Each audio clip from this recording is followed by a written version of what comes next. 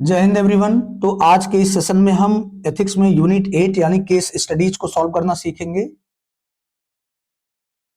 जिसमें हम पहले डिस्कस करेंगे कि केस स्टडीज को लेकर के स्टूडेंट की क्या प्रॉब्लम होती है, कौन से प्रॉब्लम उन्हें फेस करने पड़ते हैं। फिर देखेंगे कि केस स्टडीज में आयोग का ट्रेंड क्या है, किस तरह के क्वेश्चन पूछ रहा है, यानी हम ट्रेंड एनालिसिस करके एक निष्कर्ष पर पहुंचेंगे और उसी निष्कर्ष पर, ट्रेंड एनालिसिस के कंक्लूजन पर बेसिस हम आगे बढ़ करके क्या करेंगे, एक रणनीति बनाएंगे, एक स्ट्रैटेजी बनाएंगे और उपाय बताएंगे कि किस तरीके से हम एक अच्छा उत्तर केस स्टडीज में या अच्छा निर्णय ले सकते हैं जिससे हम मैक्सिमम मार्क्स स्कोर कर सकें। स्टूडेंट के प्रॉब्लम की यदि बात करें तो जनरली देखेंगे अलग अलग तरह के जो स्टूडेंट हैं, जो बिगनर हैं, मेंस दे रहे हैं, इंटरव्यू दे रहे हैं लगातार, उनकी अलग अलग प्रॉब्लम्स आती है।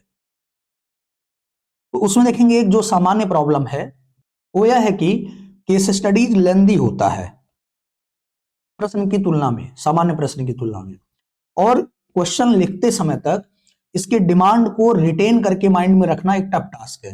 इसलिए हमें क्वेश्चन को बार बार पढ़ना पड़ता है। तो मैं बताऊंगा इसका सोल्यूशन क्या है कि हमें एक बार में पढ़ करके हम उसका निष्कर्ष निकाल लें। दूसरी प्रॉब्लम आती है कि केस स्टडीज में निर्णय लेते समय, डिसीजन लेते समय जो हम आंसर करते हैं उसका स्पष्ट मेथड क्या है, तरीका क्या है, इसको लेकर के बहुत एम्बिग्विटी है, बहुत अस्पष्टता है, जिसके कारण कॉन्फिडेंस नहीं आ पाता है लोगों में। इसी तरीके से एक प्रॉब्लम और आती है कि आंसर लिखें यदि हम, तो उसका स्ट्रक्चर क्या होगा, संरचना क्या होगी उत्तर की, निर्णय की, उसमें हम कहां से स्टार्ट करें, कैसे एंड करें, एक प्रॉब्लम आती है। और एक चीज और माइंड में चलता है कि भाई हम एक अच्छा डिसीजन, एक बेस्ट डिप्लोमेट की तरह कैसे डिसीजन लें, क्वालिटी डिसीजन कैसे लें, क्वालिटी कैसे इंश्योर करें आंसर में, गुणवत्ता कैसे सुनिश्चित करें, जिसे हम आजकल वैल्यू एडिशन के टर्म में बोलते हैं, वैल्यू एडिशन करेंगे केस स्टडी में, आंसर में। सिमिलरली आंसर करते समय किन बातों का हमें ध्यान देना होता है और क्या अवॉइड करना है, क्या नहीं करना है, इसको लेकर के भी हम अस्पष्ट रहते हैं, क्लैरिटी नहीं रहता है, कॉन्फिडेंस नहीं आता है। और एक बात करें कि जब हम डील करने जाते हैं, जनरली स्टूडेंट की बात कर रहे हैं, जब स्टूडेंट डील करने जाते हैं तो एक प्रॉब्लम आती है कि वे एक स्पष्ट और उचित स्किल यानी कौशल और दृष्टिकोण के बिना, यानी एटीट्यूड, तो एप्टीट्यूड और एटीट्यूड के बिना इसको सॉल्व करने जाते हैं। तो जैसे मन में आया वैसे सॉल्व कर रहे हैं, किसी ने बता दिया है कि ऐसे करते हैं तो ऐसे करने लगे, और उनमें हीरोइक सेंस रहता है। हीरोइक सेंस का मतलब ये है कि हीरो बन जाते हैं, एक सोशल एक्टिविस्ट बन जाएंगे, भूल जाएंगे कि वो किस एग्जाम के लिए बैठे हैं और एग्जाम उनसे क्या एक्सपेक्ट करता है। तो केस स्टडीज में क्या करेंगे, बताएंगे कि मैं होता तो मैं ये कर देता, या मैं ऐसा करूंगा, मैं ऐसा करूंगा, सिस्टम बदल दूंगा, करप्शन खत्म कर दूंगा। इस तरीके के उनके क्या स्टेटमेंट आते हैं, हीरोइक सेंस होता है, जैसे एक हीरो आता फिल्म में और समस्या का समाधान करके चला जाता है। इसी तरह वो सोशल एक्टिविस्ट बन जाते हैं। वो कहेंगे कि यदि आंदोलन कोई हो रहा है, किसान आंदोलन हो रहा है, तो केवल उस आंदोलन का पक्ष रखेंगे मजबूती से, वो गलत हो या सही हो। सरकार की मुखरता से विरोध करना शुरू कर देंगे,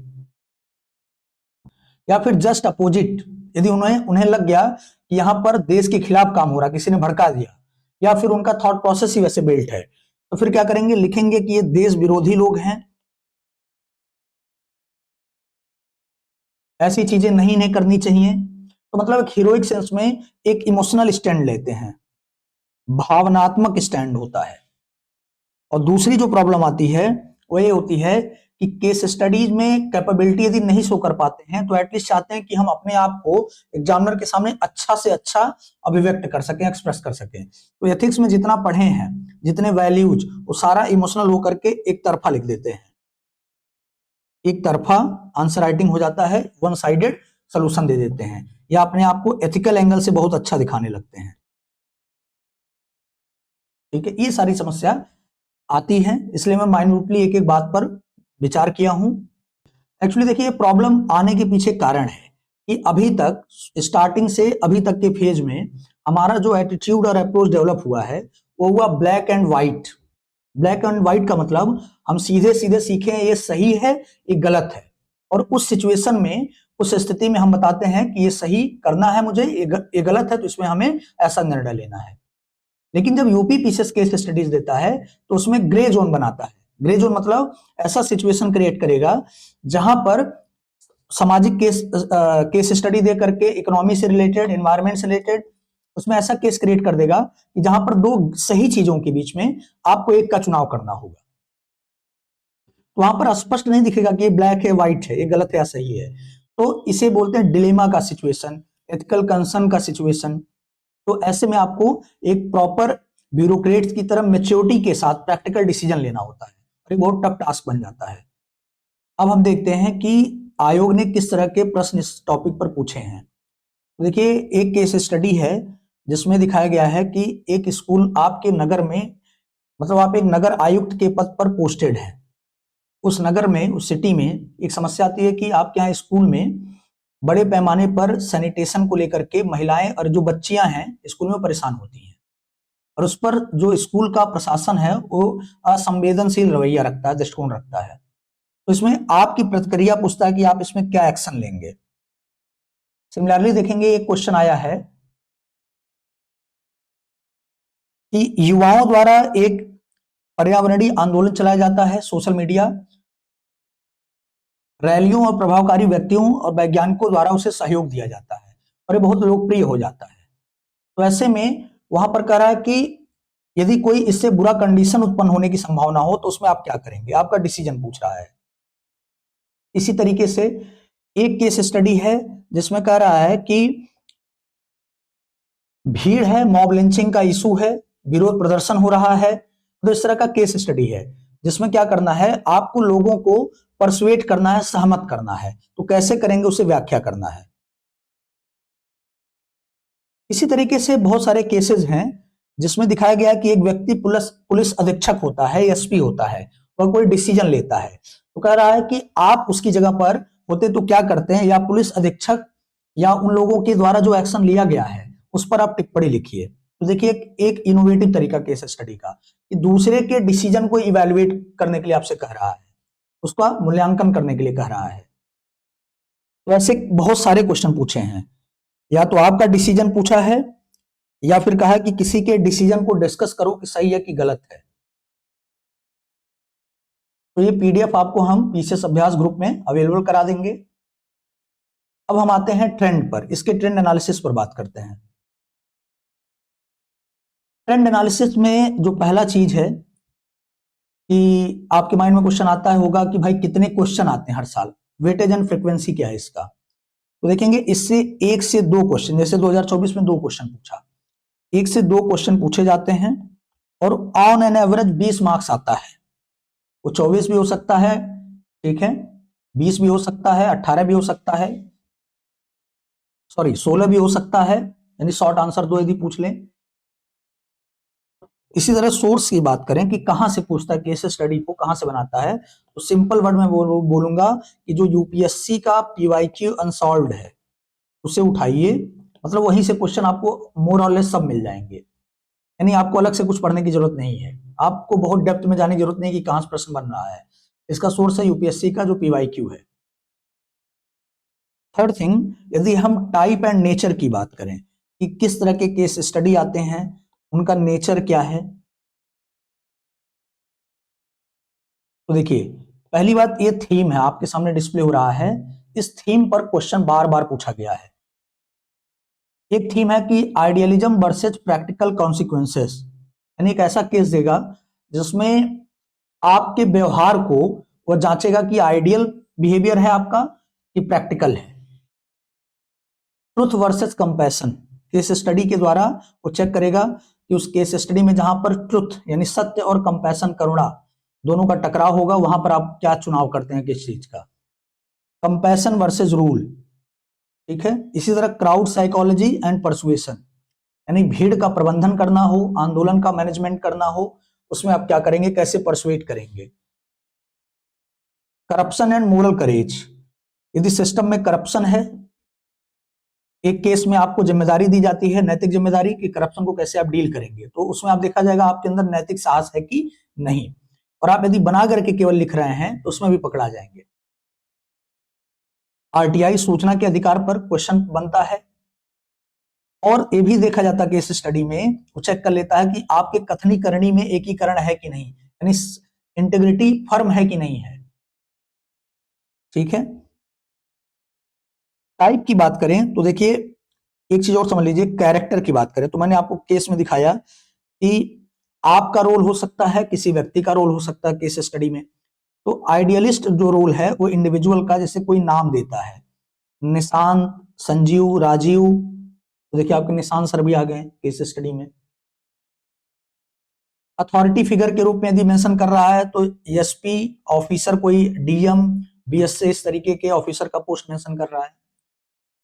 ऑर्डिनरी सिटीजन के रूप में, सामान्य नागरिक के रूप में भी आपसे सुझाव मांगा जा रहा है केस स्टडी में। क्राउड को लेकर के क्वेश्चन बन रहा है। ठीक है। इसके थ्रू चेक क्या करना चाहते हैं आप में कि इमोशनल इंटेलिजेंस है कि नहीं, भावनात्मक बुद्धि काम करती है कि नहीं आपकी, और वैल्यू प्रायोरिटाइजिंग कर पाते हैं कि नहीं, दो मूल्य में किसी एक मूल्य का चुनाव कर पाते हैं कि नहीं आप।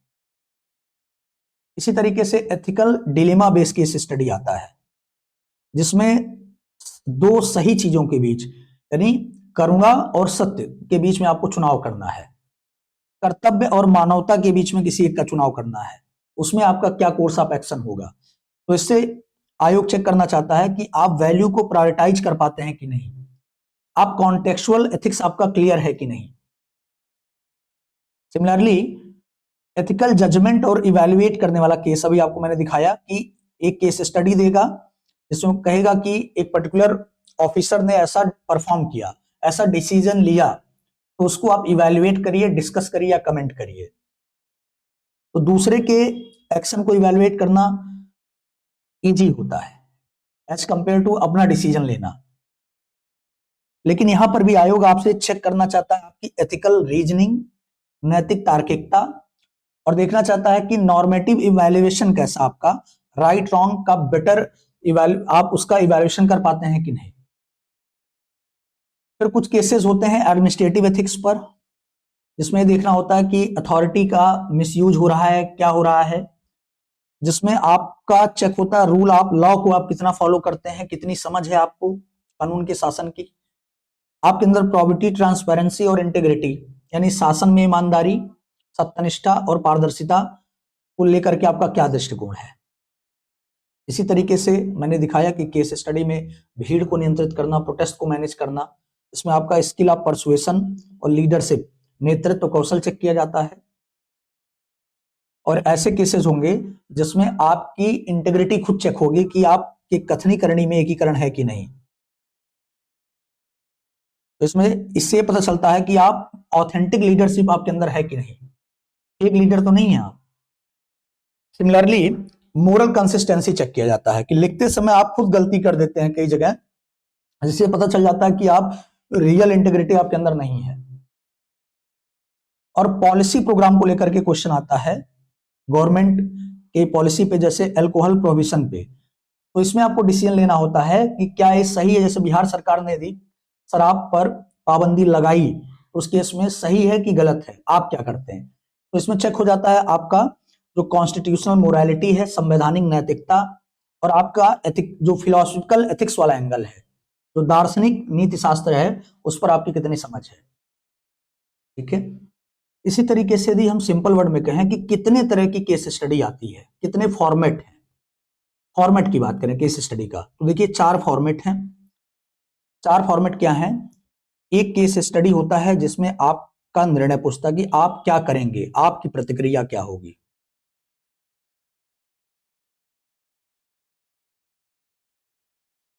एक केस स्टडी होता है जिसमें दूसरे के कार्य का मूल्यांकन करना होता है, दूसरे के निर्णय का मूल्यांकन, जिसमें आपकी एथिकल रीजनिंग चेक होती है। तीसरा होता है कि कोई केस स्टडी होता है जिसमें आपसे पूछा जा सकता है कि इसमें कितने विकल्प हैं आपके पास सॉल्यूशन के, और उन विकल्पों ऑप्शंस में से बेस्ट ऑप्शन कौन सा है, बेस्ट क्या है। और क्यों है, वाई। चौथा होता है हाइब्रिड मोड, मतलब पहले और तीसरे को, दूसरे और चौथे तीसरे को मिक्स करके पूछा जा सकता है, एक ही क्वेश्चन में 3 क्वेश्चन हो सकते हैं एबीसी करके। तो हाइब्रिड, यदि ये तीनों समझ गए तो हाइब्रिड मोड आप खुद समझ जाएंगे। जैसे देखिए 2024 में पीसीएस में पूछा है नगर आयुक्त वाला क्वेश्चन, जो स्कूल की प्रॉब्लम थी नगर में आपके, तो इसमें आपका कोर्स ऑफ एक्शन यानी कैटेगरी ये है केस स्टडी का। इसी तरीके से देखिए 2023 में पूछा है कि राजीव एक आदर्शवादी व्यक्ति है, वह मानवता की सेवा और ईश्वर की सेवा में विश्वास रखता है।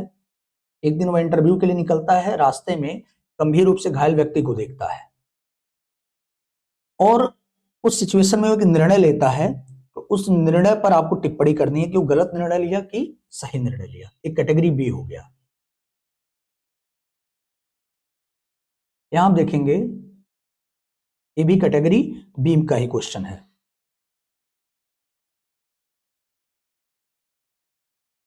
फिर देखिए यूपीएससी का क्वेश्चन है, इसको मैंने इसलिए लिया है क्योंकि पीसीएस जो है यूपीएससी के क्वेश्चन को स्पेशली केस स्टडी में डायरेक्टली कॉपी करता है। इसमें क्वेश्चन एक केस स्टडी दिया गया और आपसे कहा गया उसमें कि विजय के पास, विजय कैरेक्टर है, के पास कौन से विकल्प उपलब्ध हैं, कितने विकल्प हैं, किन नैतिक दुविधाओं का सामना करना पड़ रहा है, एथिकल डिलेमा का। प्रत्येक विकल्प का को इवैल्यूएट कीजिए कि उसका मेरिट क्या है, डिमेरिट क्या है, अच्छा क्या है, बुरा क्या है, और कौन सा विकल्प सबसे ज्यादा उपयुक्त होगा, किसका आप चुनाव करेंगे, जब विजय को चुनाव करना चाहिए। तो 3 केस स्टडी हैं, 3 कैटेगरी के। अब हम बात करेंगे कि केस स्टडीज पढ़ने के बाद हमारा मेथड क्या होना चाहिए, हमारा आंसर का स्ट्रक्चर क्या होना चाहिए जिसमें हम डिसीजन लेंगे, यानी मेथड और स्ट्रक्चर। ये सबसे बड़ी समस्या है आपके लिए, इसको पहले डिस्कस कर लेते हैं। जो ट्रेंड एनालिसिस के कंक्लूजन पर बेस होगा। ट्रेंड एनालिसिस में निष्कर्ष हमने निकाल लिया कि कितने कैटेगरी के केस स्टडीज हैं। उनके नेचर की बात करें तो नेचर देखेंगे क्या, स्टैटिक नेचर का है, करंट अफेयर बेस कम ही क्वेश्चन आ रहे हैं, यूपीएससी की तरह नहीं क्वेश्चन बना रहा है जनरली कि हर साल ट्रेंड चेंज करता रहे, हर साल नेचर चेंज करता रहे केस स्टडीज का, ऐसी बात नहीं है इसमें। और लैंग्वेज भी बहुत सिंपल है, भाषा सरल है, इसमें डिकोड करने में आपको कोई प्रॉब्लम नहीं आएगी।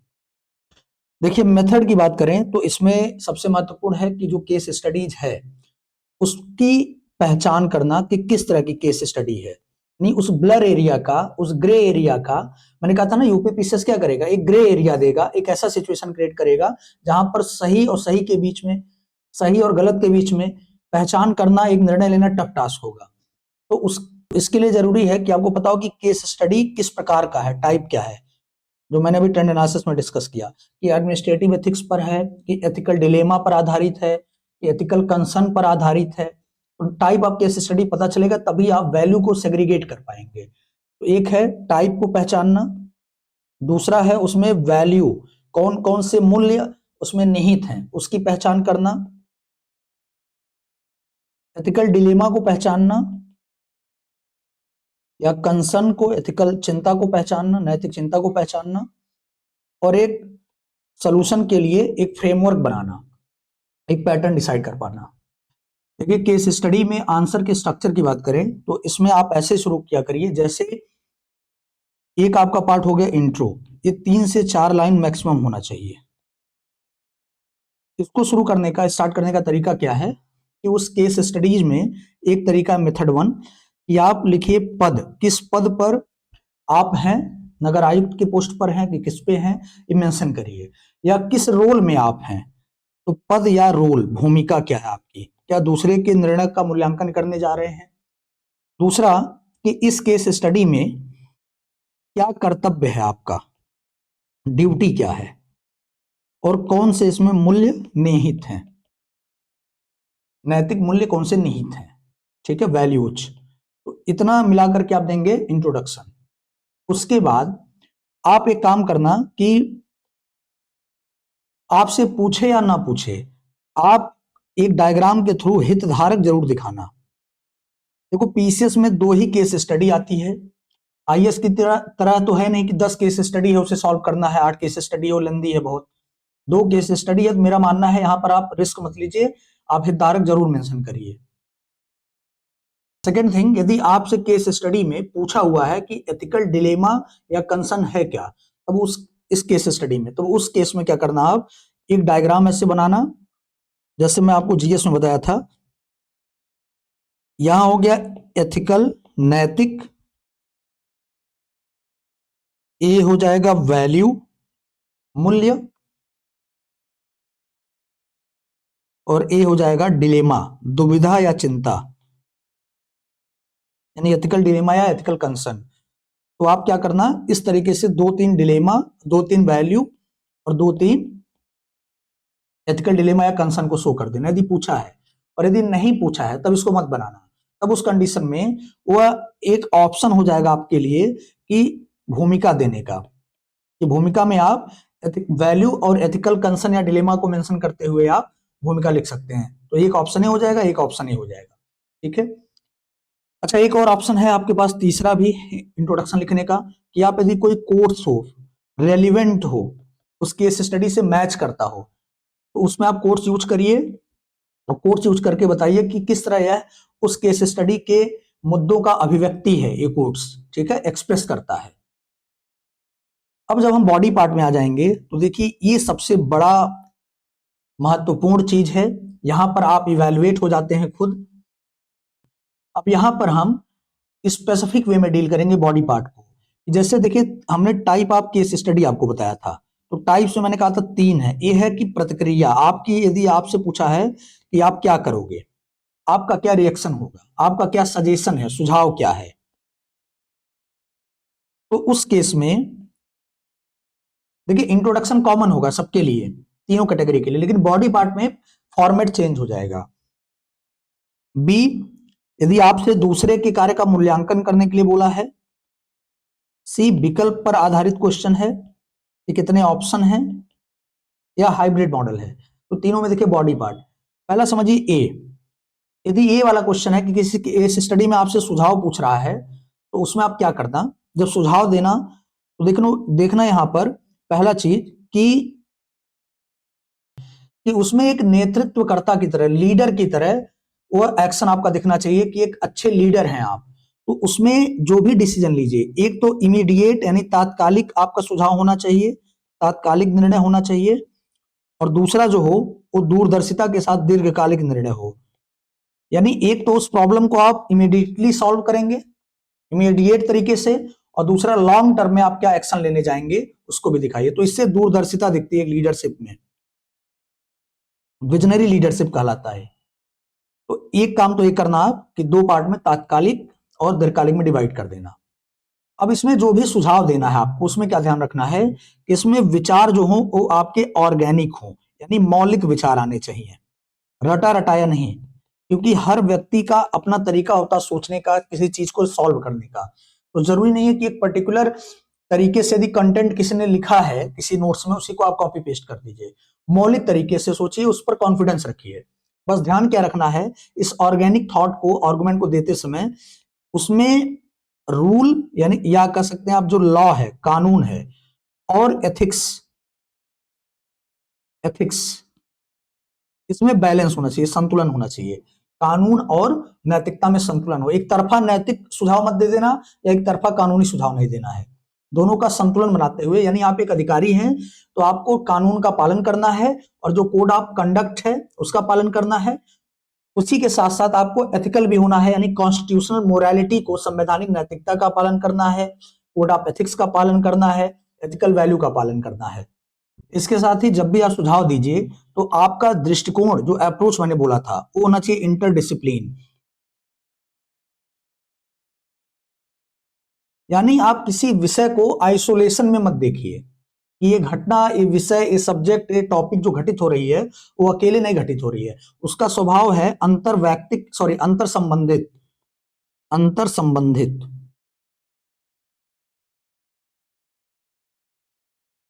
यानी यदि मामला आपका महिला के मुद्दा से है, विमेन इशू पर है, तब भी उसमें आपने आर्गुमेंट देते समय आप कॉन्स्टिट्यूशन का एंगल लेके आइए, संविधान का, कल्चर का, ट्रेडिशन का, यानी GS1 से संस्कृति का, परंपरा का, इतिहास का एंगल लेके आइए। साथ ही साथ आप SDG, sustainable development goal, economy का एंगल लेकर के आइए। उनका लेबर मार्केट में पार्टिसिपेशन का यदि वहां पर स्कोप हो तो उसको मेंशन करिए। साथ ही साथ सुरक्षा संबंधित विषय की इंटरनल सिक्योरिटी का एंगल, कि कैसे महिलाएं ऑर्गेनाइज क्राइम का पार्ट होती हैं, मतलब सॉरी पार्ट नहीं होती, मतलब उनको मैनिपुलेट किया जाता है, उसमें हरेस किया जाता है। एथिक्स में आप जितना पढ़े हुए हैं उसका उपयोग करिए, वैल्यूज का, फिलोसफर का, दार्शनिक का, उनका भी वहां पर उल्लेख कीजिए, जो उनके अलग अलग फिलोसफिकल आइडियाज हैं। लेकिन याद रखना ये संतुलित होना चाहिए, बहुत ज्यादा नहीं लिखना आपको, मौलिक विचार ज्यादा होने चाहिए। और केस स्टडी को सॉल्व करते समय मेन बॉडी में ये भी ध्यान रखना है कि आप एक डेमोक्रेटिक नेशन में रहते हैं, तो आपकी कार्रवाई में वो डेमोक्रेटिक कल्चर दिखना चाहिए। यानी आप सारे स्टेक होल्डर के एंगल से आप वहां पर डिसीजन लेंगे, किसी का अनहित ना होने पाए, किसी का लॉस ना होने पाए। साथ ही साथ रीजनिंग दिखनी चाहिए कि आप फैक्ट बेस्ड डिसीजन लेते हैं, बिना जांच पड़ताल के, बिना समिति बनाए, बिना उसके रिपोर्ट के आप डिसीजन नहीं लेते हैं। तो एक तो लोकतांत्रिक चरण प्रक्रिया हो कि जिसमें सभी स्टेक होल्डर से आप बात करते हो। दूसरा फैक्ट बेस, यानी कमेटी गठित करते हो, आप ऑर्गेनाइज करते हो और उसके रिपोर्ट के आधार पर आगे काम करते हैं। और एक चीज और महत्वपूर्ण है कि जब भी आप कोई विचार दीजिए, सुझाव दीजिए, तो उसको जस्टिफाई किया करिए। जस्टिफिकेशन कैसे होगा उसका? एक होता है मॉरल जस्टिफिकेशन, यानी आप किसी, कोई जो दार्शनिक की बात की, नैतिक विचारक के व्यू से आप उसको जस्टिफाई कर सकते हैं, या फिर गवर्नमेंट के किसी स्टेप से, जो गवर्नमेंट काम कर रही है उस दिशा में, उसको देकर के आप उस चीज को जस्टिफाई कर सकते हैं। साथ ही साथ आप अवेलेबल जो विधि है, जो विधान है, उसको भी मेंशन करिए। जैसे मान लीजिए हड़ताल का मुद्दा है, तो उससे रिलेटेड जो एक्ट है, अधिनियम है, उसको मेंशन करिए। प्राइवेसी से रिलेटेड कोई केस स्टडी है, तो निजता के अधिकार से संबंधित जो समिति बनी है या सुप्रीम कोर्ट का जो गाइडलाइन है, उसको मेंशन करिए। इससे ग्रेविटी बढ़ जाती है आपके आंसर की, वो जस्टिफाई हो जाता है। और एक सबसे महत्वपूर्ण चीज है कि आप जो भी सजेशन दीजिए वहां पर टेक्नोलॉजी को मत इग्नोर करिए, प्रौद्योगिकी को इग्नोर नहीं करना है। ठीक है, जितने भी इनोवेशन है, नवाचार है, जो प्रौद्योगिकी है, उसको आप जरूर वहां पर रिलेट करने का प्रयास करिए। ये यूनिक चीज होता है जो आपके आंसर के क्वालिटी को क्या करता है, बढ़ा देता है। क्योंकि बिना टेक्नोलॉजी के आप देखेंगे आपका इस समय जीवन अधूरा है। शासन प्रशासन से लेकर हर चीज अब टेक्नोलॉजी सेंट्रिक हो रहा है, डिजिटल ड्रिवेन है, ई गवर्नेंस सेंट्रिक है, एआई ड्रिवेन है। ठीक है, बिग डेटा एनालिटिक्स का यूज होगा। इसके साथ और एक चीज ध्यान देना लैंग्वेज पे, कि आप स्टोरी टेलिंग नहीं करेंगे, कहानी के रूप में बात नहीं लिखेंगे, बल्कि वहां पर मॉरल एम्पैथी, मतलब जो शब्द हैं वो एथिक्स के होने चाहिए। टर्मिनोलॉजी यानी वोकैब यूज करेंगे सब्जेक्ट के, की टर्मिनोलॉजी की वोकैबलरी का ज्यादा प्रयोग करेंगे, स्टोरी टेलिंग का काम नहीं करेंगे। और आपका निर्णय चरणबद्ध होना चाहिए, स्टेप वाइज होना चाहिए, रैंडम नहीं कोई काम बताएंगे, स्टेप वाइज, यानी एक सीक्वेंस में, एक फ्लो में होना चाहिए आपका डिसीजन। ये प्रैक्टिस करने से आएगा बार बार। एक चीज और है कि देखिए रिटेंशन वाला जो मैंने बात बोला था, उसको भी यहाँ से ध्यान में रखिए कि जब भी केस स्टडी पढ़िए, तो जब पढ़ते समय वहीं पर पेन से आप क्या करिए, जैसे एस मेंशन कर दीजिए, अंडरलाइन कर दीजिए कि स्टेक होल्डर हैं, एस एस मेंशन कर दीजिए, या वैल्यू में वी मेंशन कर दीजिए। ठीक है, और जस्टिफिकेशन जहां पर आपको देना पड़े जिस लाइन के बीच में, जहां पर, वहां पर आप ऐसे अंडरलाइन करके जे लिख दीजिए कि यहां पर हमें जस्टिफाई करना चीजों को। तो आइडेंटिफाई करना हो, लास्ट में केस स्टडी के नीचे लिख दीजिए कैसा है, एथिकल डिलेमा बेस्ड है, जिससे आपका और रिटेंशन बना रहेगा। तो ये हो गया आपका ए टाइप कैटेगरी के क्वेश्चन का बॉडी पार्ट में सोल्यूशन। इंट्रोडक्शन तो कॉमन है सबके लिए। फिर देखिए जो बी टाइप के आपके केस स्टडी हैं, कि जब दूसरे के डिसीजन का मूल्यांकन करना हो, किसी दूसरे के निर्णय का मूल्यांकन,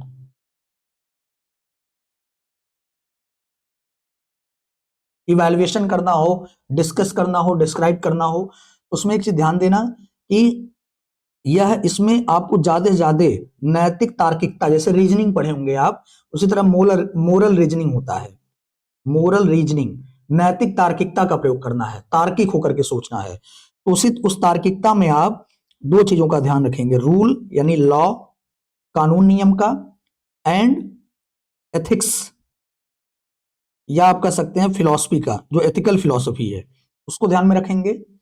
और देखेंगे कि वह निर्णय कितना एडमिनिस्ट्रेटिव एथिक्स के एंगल से लिया गया है, एडमिनिस्ट्रेटिव एथिक्स के एंगल से लिया गया है। तटस्थ होकर के, इम्पार्शियल होकर के, अपनी भावनाओं पे कंट्रोल रखते हुए आप यहां पर इवैल्यूएट करेंगे। सी टाइप की बात करें तो जिसमें आपसे पूछा जाता है कि कितने विकल्प अवेलेबल हैं, तो आप देखिए एटलीस्ट मेरा मानना है कि 4 विकल्प तो जरूर बनाया करिए, और चौथा विकल्प आपका क्या होगा, वही आपका सिलेक्शन होगा, उसी को आप सर्वोत्तम घोषित करेंगे। जैसे आप एक विकल्प ये क्या करो कि केस में जो सिचुएशन क्रिएट किया जा रहा है उसमें आप स्वीकारता का यानी एक्सेप्टेंस का मोड रखो कि हम एक्सेप्ट कर रहे हैं इस चीज को, तो उसका मेरिट क्या होगा और डिमेरिट यानी गुण क्या होगा, दोष क्या होगा। दूसरा चीज, ये तो हो गया ए। दूसरा विकल्प जब बनाओ तो आप डिनायल मोड में जाओ, ये ट्रेडिशनल तरीका है। डिनायल मोड में जाओ तो डिनायल मोड में मतलब उस चीज को स्वीकार नहीं करोगे, तो एक होगा मेरिट, एक होगा उसका डिमेरिट। थर्ड होगा कि आप प्रोकैलिस्टेशन वाला मोड रखा करो कि हम छुट्टी पे चले जाएंगे, हम लीव ले लेंगे, दूसरे को ड्यूटी ट्रांसफर कर देंगे, ठीक है, तो उसको बोलते हैं पलायनवादी प्रवृत्ति, पलायनवादी प्रवृत्ति, प्रोकैलिस्टेशन। तो इसका भी अपना क्या होता है, मेरिट होता है, डिमेरिट होता है। लास्ट में जो चौथा ऑप्शन होगा डी, उसमें आप ऐसा ऑप्शन लिखो आपका कोर्स ऑफ एक्शन हो, यानी आपका ऐसा निर्णय हो जिससे आपको जस्टिफाई करना है, इसका मेरिट बताना है, और इसमें डिमेरिट बहुत नहीं लिखना, आपको डिमेरिट जो दिखता है उसका सलूशन देना होता है, याद रखना।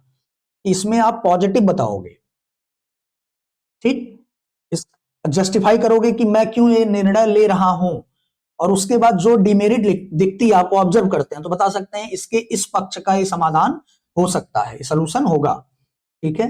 तो इस तरह के क्वेश्चन को इस तरह से डील करिए।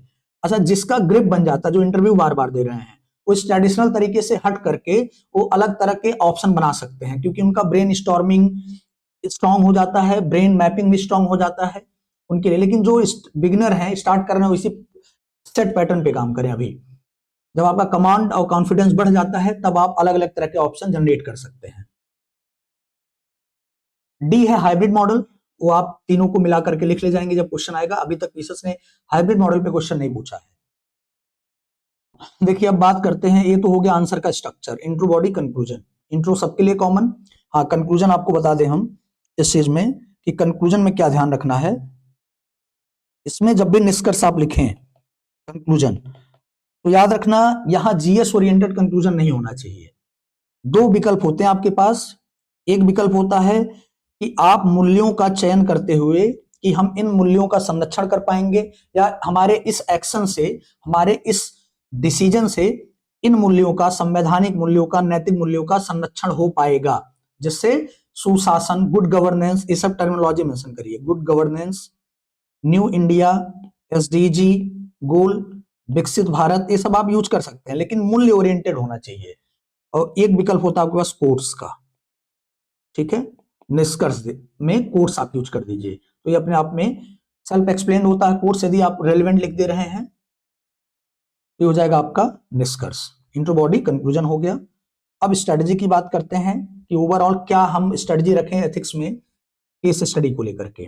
पहली चीज कि सोर्स की बात करें तो देखिए फिक्स कर लीजिए कि आपको यदि क्वेश्चन करना ही है तो यूपीएससी के उन क्वेश्चन को पहले उठाइए जो कैटेगरी ए बी से बिलोंग करते हैं।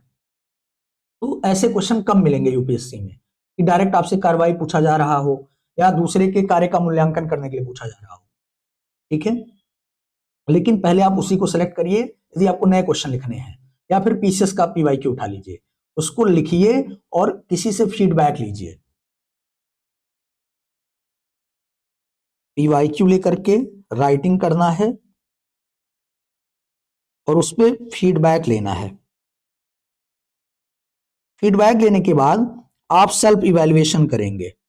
मैं तरीका बता दूंगा अभी सेल्फ इवैल्यूएशन का, कि सेल्फ इवैल्यूएशन में वो क्वालिटी में इंश्योर है कि नहीं, जो मैंने अभी डिस्कस की मेन बॉडी में क्वालिटी कैसे आएगी, वो चीजें इंश्योर हो रही हैं कि नहीं। एक चीज ध्यान देना कि सेल्फ इवैल्यूएशन करते समय आपके आंसर में करंट पे केस स्टडी तो नहीं पूछ रहा उतना, लेकिन करंट का एंगल आपके आंसर में देखना चाहिए। करंट के एग्जाम्पल, स्कीम, ये सारी चीजें उसमें आंसर में दिखें, आप उसको हाईलाइट कर दें, अंडरलाइन कर दें। ये जरूरी है, हाईलाइट करिए, और कहीं पर यदि जरूरत पड़ती तो आप बॉक्स भी बना सकते हैं, ठीक है। दूसरा चीज, डायग्राम की बात करें केस स्टडी में, तो एक चीज ध्यान देना, यहां पर फ्लो चार्ट ये सब नहीं चलता है, फ्लो चार्ट डायग्राम जनरल नहीं चलता है। यदि आपके पास कोई मीनिंगफुल शॉर्ट डायग्राम हो, मीनिंगफुल और शॉर्ट डायग्राम हो छोटा, तो आप उसको यूज कर सकते हैं। जैसे X Y axis basis graph दिखा सकते हैं, वो भी बहुत बहुत मतलब नहीं रखता है, समझ लीजिए। इसमें इनपुट आउटपुट डायग्राम दिखा सकते हैं आप, ठीक है। यदि आपको वैल्यू एडिशन का बहुत शौक है, नहीं दे रहे हैं तो कोई फर्क नहीं पड़ेगा, विशेष फर्क नहीं पड़ेगा। थर्ड पॉइंट आपको याद रखना है कि जितनी चीजें मैं बताया हूं आंसर के स्ट्रक्चर में और मेथोडोलॉजी में, उसी फॉर्मेट पे आपको कंसिस्टेंट प्रैक्टिस करना है, प्रैक्टिस करना है। और अच्छा होगा कि आप विद इन टाइम यानी टेस्ट सीरीज को प्रैक्टिस करें।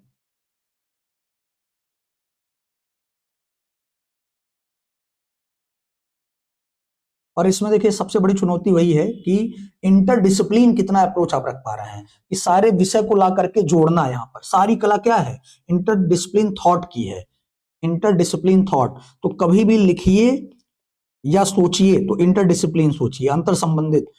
केस स्टडी किसी सब्जेक्ट का हो, लेकिन हर विषय के आर्गुमेंट को लाके जोड़ना सीखिए। और एक चीज और बता दें कि करंट के लिए, एग्जाम्पल के लिए आप जो केस स्टडी में यूज करना है, एक चैनल है DW, इसको आप फॉलो करिए, ठीक है। सोशल मीडिया पे जो स्क्रॉल करते रहते हैं रील्स फालतू का, उससे लाख गुना बेहतर होगा। यहाँ से आपको अच्छे एग्जाम्पल केस स्टडीज मिलते रहेंगे कोट करने के लिए।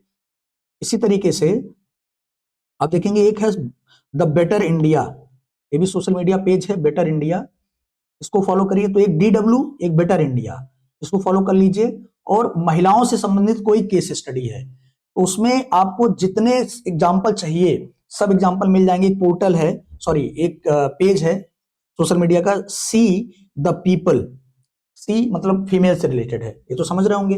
A global movement by and for women, महिलाओं द्वारा और महिलाओं के लिए एक वैश्विक आंदोलन टाइटल के साथ एक सी सोशल मीडिया पेज है, उसको फॉलो करिए। यहां से महिलाओं से रिलेटेड बहुत सारे एग्जांपल आपको मिल जाएंगे। देखिए ये हो गया स्ट्रेटेजी या मेथड केस स्टडी को लेकर के। अब हम 2024 में पीसीएस द्वारा 2 प्रश्न पूछे गए केस स्टडी के, उसको सॉल्व करके दिखाते हैं और इन सारे रूल्स को अप्लाई करके दिखाते हैं। तो देखिए सबसे पहले केयरफुली रीड करना होता है केस स्टडी को। जैसे लिखा है कि आप एक नगर आयुक्त हैं, सिटी कमिश्नर हैं, आपके नगर में एक प्रतिष्ठित बहुत फेमस महाविद्यालय स्थित है जिसमें छात्राओं की संख्या काफी अधिक है। तो देखिए इसलिए मैं अंडरलाइन किया हूं, यदि फेमस होगा और वहां पर कोई समस्या उत्पन्न होगा तो उस पर मीडिया का नजर बहुत तेजी से पड़ेगा, वो चर्चा का विषय बहुत तेजी से बनेगा, और इससे आपका जो स्टेक है, आपका जो रोल है, उस पर भी क्वेश्चन मार्क लगना स्टार्ट हो जाएगा। इसलिए बहुत गंभीरता से एक एक शब्द को पढ़ना होता है इसमें। छात्राओं की संख्या काफी अधिक है, तो इसका मतलब यह जेंडर जस्टिस या जेंडर सेंसिटिव वैल्यू है, एक इसमें जुड़ा हुआ है। इस महाविद्यालय में शौचालय प्रसाधन यानी टॉयलेट की स्थिति अत्यंत दयनीय है, जिसमें जिसमें छात्राओं को मानसिक, शारीरिक एवं स्वास्थ्य संबंधी समस्याओं का सामना करना पड़ता है। यानी जो गर्ल्स हैं, खराब टॉयलेट के कारण उनको क्या, ए एथिकल कंसर्न है, इसको आप लिख सकते हैं ईसी या एथिकल डिलेमा, ईडी ऐसे लिख दीजिए अंडरलाइन करके। वैल्यू हो गया। महाविद्यालय प्रशासन छात्राओं की इस बुनियादी सुविधाओं पर कोई ध्यान नहीं दे रहा है। एक नगर आयुक्त के रूप में आप छात्राओं के इन बुनियादी सुविधाओं के सुधार के लिए महाविद्यालय प्रशासन में की उदासीनता के विरुद्ध क्या कदम उठाएंगे। ध्यान से देखिए, कह रहा है कि छात्राओं की इस समस्या का समाधान करना है और बुनियादी है, इग्नोर नहीं किया जा सकता है। डिग्निफाइड लाइफ के लिए नीड है, आवश्यकता है, तो उसके विरुद्ध कह रहा है कि प्रशासन के विरुद्ध भी आपको कदम उठाना है और इस प्रॉब्लम को भी एड्रेस करना है। मैंने आपको बताया था कि इंट्रोडक्शन दीजिए इसमें, तो इंट्रो में आप लिखिए कि एक नगर आयुक्त के रूप में मेरा काम, ठीक है, इस मामले में विद्यालय में स्वच्छता और बालिकाओं की समस्या का निदान करना है। इसमें अकाउंटेबिलिटी, उत्तरदायित्व, करुणा, कंपैशन, जेंडर जस्टिस, लैंगिक न्याय, ह्यूमैनिटी, मानवता, बहुत सारे मूल्य निहित हैं। ऐसे आप कॉमा कॉमा करके लिख दीजिए, ये इंट्रोडक्शन आपका हो जाएगा। या फिर एक तरीका है कि आप इंट्रोडक्शन में कोर्स दे दीजिए। कोर्स देखिए यहां पर आपके पास विकल्प क्या क्या है। एक है कि विमेन फोकस है, गर्ल्स फोकस है। तो गर्ल्स फोकस होने के कारण आप दे सकते हैं स्वामी विवेकानंद का जो कोट है महिलाओं को लेकर के, गर्ल्स को लेकर के, या फिर डॉक्टर बी आर अम्बेडकर साहब का जो कोर्स है गर्ल्स को लेकर के, कि किसी भी कम्युनिटी का डेवलपमेंट उस कम्युनिटी के विमेन के डेवलपमेंट से मेजर किया जा सकता है। ठीक है, तो इस कोट को आप मेंशन कर सकते हैं। या फिर एक स्कोप है कि स्वच्छता, क्लीननेस को लेकर के गांधी जी का जो कॉन्सेप्ट है, जो आइडियोलॉजी है, उसको भी कोट कर सकते हैं। स्वच्छ भारत मिशन को कोट कर सकते हैं, यहां से स्टार्ट कर सकते हैं कि ये फेल्योर है स्वच्छ भारत मिशन का, एक तरीके से देखा जाए यदि उस स्थान पर। गांधी जी की स्वच्छता का जो विचार है, वो कहते हैं कि स्वच्छता क्या है, यदि आप गंदगी में रहते हैं इसका मतलब आप पाप कर रहे हैं। तो देखिए, एक तो मैंने कहा इस वैल्यू को कोट करते हुए आप इंट्रोडक्शन दे दीजिए। या फिर एक तरीका ये है कि ऐसे आप लिखिए, यह मामला केवल महाविद्यालय में शौचालय की खराब स्थिति का नहीं, बल्कि यह महिला गरिमा, सार्वजनिक स्वास्थ्य, समान अवसर और राज्य की संवैधानिक जिम्मेदारी से जुड़ा हुआ है। मतलब वही आप नैतिक चिंता को, एथिकल कंसर्न और एथिकल डिलेमा वाला अप्रोच लेकर के इंट्रोडक्शन दे रहे हैं, इंट्रोड्यूस कर रहे हैं। शिक्षा संस्थान विशेष रूप से जहां छात्राओं की संख्या अधिक हो, वहां स्वच्छता एक सुविधा नहीं बल्कि अधिकार है। नगर आयुक्त के रूप में यह मेरे प्रशासनिक दायित्व, संवैधानिक नैतिकता और मानवीय संवेदनशीलता तीनों की परीक्षा है। मतलब इस तरीके से आप जोड़ के लिख सकते हैं। उसके बाद आप क्या करिए, बताइए, तात्कालिक, हेडिंग डालिए तात्कालिक कार्यवाही।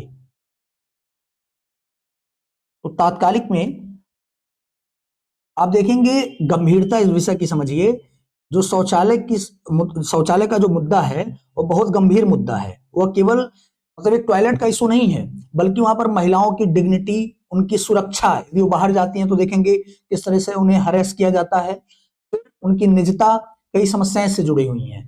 बीमारी का, मानसिक तनाव का कई समस्याएं जुड़ा हुआ है। तो ऐसे में तात्कालिक में एक्शन बड़ा गंभीरता से लेना होगा, सेंसिटिव होकर के। तो विकल्प देखे जाते हैं कि क्या अवेलेबल ऑप्शन है। ये भी कोई बड़ी बात नहीं है। यदि आप कहते हैं कि हम एक दिन में इसको बनवा देंगे टॉयलेट को, तो कोई बड़ी बात नहीं है, ये प्रैक्टिकल है आज के जमाने में। या तो आपको लगता है कि ऑप्शन के तौर पे जो देखेंगे मोबाइल टॉयलेट आजकल चल रहा है, गतिशील टॉयलेट, उसको यहां पर, ठीक है, स्पेसिफिकली आप पिंक टॉयलेट कहिए तो उसको यहां पर इंस्टॉल करवा दीजिए।